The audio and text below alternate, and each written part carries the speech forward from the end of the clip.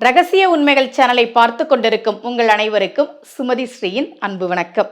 இந்த பகுதியில் நம்ம நிறைய பரிகார முறைகள், பரிகார தலங்கள், ஆன்மீக கேள்வி பதில்கள், ஆன்மீக சந்தேகங்கள், என்ன பிரச்சனைக்கு என்ன மாதிரி வழிபாடு பண்ணணும்னு தொடர்ந்து பார்த்துக்கிட்டு இருக்கோம்.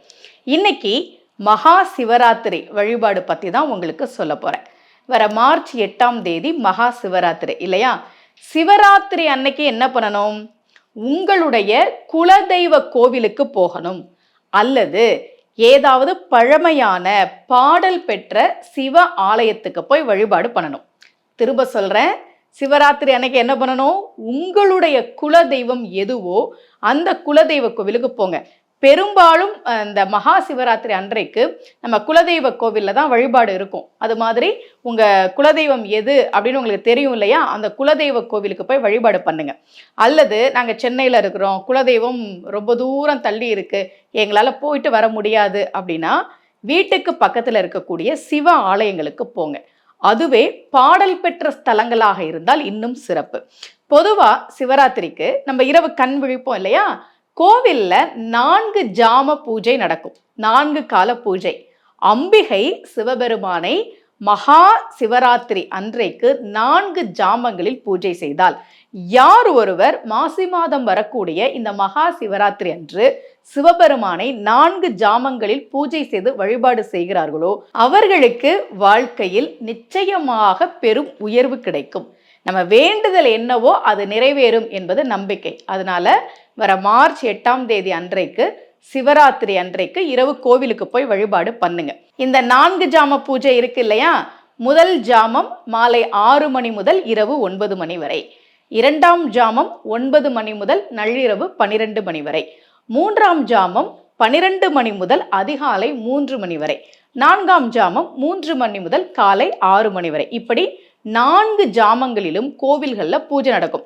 அது ஒவ்வொரு ஜாமத்திலும் ஒரு வடிவமாக சிவபெருமானை வழிபாடு செய்வார்கள். இப்போ முதல் ஜாமம் அப்படின்னா சோமாஸ்கந்தராக, 2வது ஜாமத்தில் தட்சிணாமூர்த்தியாக, 3வது ஜாமத்தில் லிங்கோத்பவராக, 4வது ஜாமத்தில் ரிஷபாரூடராக, இப்படி ஒவ்வொரு ஜாமத்திலும் ஒரு வடிவத்தில் சிவபெருமானை வழிபாடு செய்வது வழக்கம். எங்களால் முழு இரவும் கண் விழிக்க முடியாது, கோவிலுக்கு போகிறதுக்கு நேரம் கிடையாது, கோவிலுக்கு போகலாம் ஆனால் இரவு முழுக்க எங்களால் கோவிலில் இருந்து இந்த 4 ஜாம பூஜையும் பார்க்க முடியாது அப்படின்னா லிங்கோற்பவ காலம்னு இருக்கு.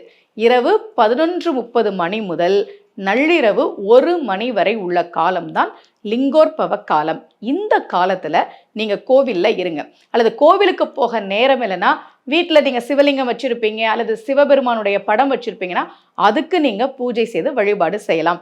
கோவில்ல இருந்தீங்கன்னா சிவராத்திரி அன்றைக்கு கண்டிப்பாக லிங்கோத்பவரை தரிசனம் செய்ய வேண்டும். எல்லா பழமையான சிவ ஆலயங்கள்லையும் கருவறை கோஷ்டத்துல பின்னாடி லிங்கோத்பவர் இருப்பார். கவனிச்சிருக்கிறீங்களா? அதெல்லாம் இனிமே கவனிச்சு பாருங்க. எல்லா பாடல் பெற்ற ஸ்தலங்கள்லையும் நீங்க பார்க்கலாம் லிங்கோத்பவரை கண்டிப்பாக சிவராத்திரி அன்றைக்கு வழிபாடு செய்ய வேண்டும். இரவு முழுக்க கோவில்ல இருக்க முடியாது அல்லது கோவிலுக்கே போக முடியாதுன்னா நான் சொன்ன அந்த லிங்கோற்பவ காலத்தில் சிவபெருமானை வழிபாடு செய்யலாம். எப்படி வழிபாடு செய்யலாம்? நான் உங்களுக்கு நிறைய பதிகங்கள்லாம் சொல்லி கொடுத்துருக்கேன், அதை சொல்லுங்க. இடரினும் தளரினும் எனதொரு நோய் தொடரினும் உணகழல் தொழுதலுவேன், கடல்தனில் அமுதோடு கலந்த நஞ்சை மிடரில் அடக்கிய வேதியனே, இதுவோ எமை ஆளுமாறு ஈவதொன்று எமக்கு இல்லையேல் அதுவோ உனது இன்னருள் ஆவடுதுறை அரணே. இந்த பதிகத்தை சொல்லுங்க. அல்லது ஒவ்வொரு நாளும் கோளறு பதிகம் பாராயணம் பண்ணணும் நான் சொல்லி கொடுத்துருக்கேன் உங்களுக்கு. செய்கிறீங்களா? அதெல்லாம் முக்கியமாக அந்த அஷ்டம சனி நடக்கிறவங்க, ஜென்ம குரு நடக்கிற மேஷராசிக்காரர்கள், ஜென்ம சனி நடக்கிற கும்பராசிக்காரர்கள்லாம் ஒவ்வொரு நாளும் கோளறு பதிகத்தை பாராயணம் செய்வது நல்லது. சிவராத்திரி அன்றைக்கு அதை சொல்லுங்கள்.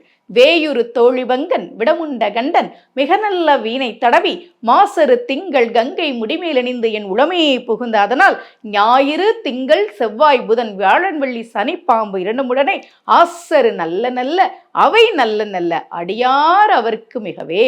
இந்த பதிகத்தை சொல்லி சிவபெருமானை வழிபாடு செய்யலாம். இல்லை எங்களுக்கு பதிகமே தெரியாதுனாலும் ஓம் நமச்சிவாய என்கிற நமச்சிவாய மந்திரத்தை சொல்லி வழிபாடு செய்யுங்கள்.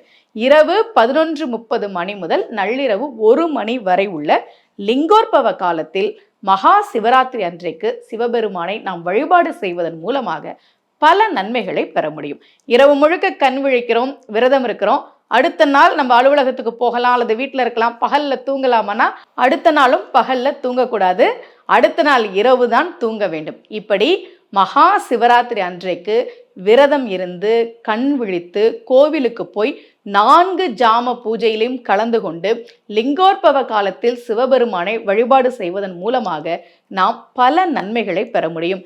என்னோட கிளைண்ட்ஸ்க்கு நான் சிவராத்திரி அன்னைக்கு இந்தந்த கோவிலுக்கு போங்கன்னு சில பேருக்கு சொல்லுவேன். அதில் வழக்கமாக என்னோட ஃபாலோவர்ஸ், என்னோட கிளைண்ட்ஸ் இருப்பாங்கல்ல, அவங்க எப்படி போவாங்கன்னா ஒவ்வொரு ஜாமத்துக்கும் ஒரு கோவிலுக்கு போவாங்க. இப்போ முதல் ஜாமம் அப்படின்னா திருச்சியில் உறையூர் பஞ்சவர்ணேஸ்வரர் கோவில், அடுத்தது தாயுமான சுவாமி கோவில், அடுத்தது திருநெடுங்கலநாதர் கோவில். இப்படி ஒவ்வொரு ஜாமத்தில் ஒவ்வொரு கோவிலுக்கு போகிறவங்களும் இருக்கிறாங்க.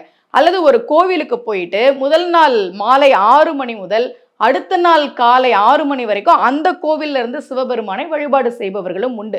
உங்களுக்கு எது வசதியோ அதை பாருங்க. நாங்கள் ஒவ்வொரு ஜாமத்துக்கும் ஒரு கோவிலுக்கு எங்களால் போக முடியும் அப்படின்னா அது ரொம்ப சிறப்பு. அது மாதிரியும் நீங்கள் போய் வழிபாடு பண்ணலாம். அல்லது கோவிலுக்கு போகவே முடியாது, வீட்டில இருந்து தான் வழிபாடு செய்ய முடியும்னா வீட்டிலேயே உட்காந்து அந்த லிங்கோற்பவ காலத்தில் சிவபெருமானுக்குரிய தேவாரம், திருவாசகம் இதெல்லாம் சொல்லி வழிபாடு செய்கிற போது, சிவனுக்குரிய நமச்சிவாய மந்திரத்தை சொல்லி வழிபாடு செய்கிற போது நிச்சயமாக நமக்கும் நம்முடைய சந்ததிக்கும் மிகப்பெரிய நன்மைகள் கிடைக்கும். சிவராத்திரி அன்று இந்த வழிபாடு செய்யுங்கள். மீண்டும் இதே போல ஒரு பரிகார முறையோடு உங்கள் அனைவரையும் சந்திக்கிறேன். அனைவருக்கும் அன்புடன் சுமதி ஸ்ரீ.